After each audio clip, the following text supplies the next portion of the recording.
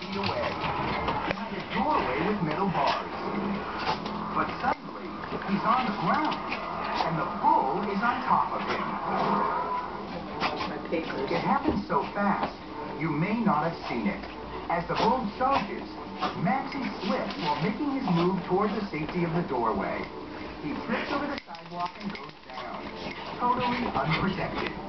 In the blink of an eye, the bull stabs him in the leg with his horn, then unleashes his unrelenting fury.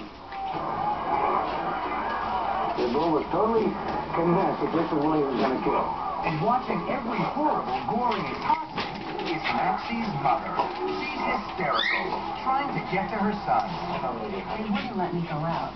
And there, my son looked like a rag doll. At that moment, I thought my son was dead. Several men frantically try to stop the attack.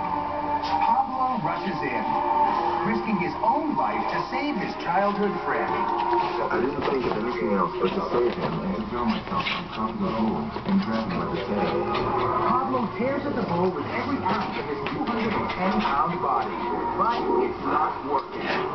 To pull a bull that size away, you need a jeep or a ranch or a backhoe. You're not going to move him.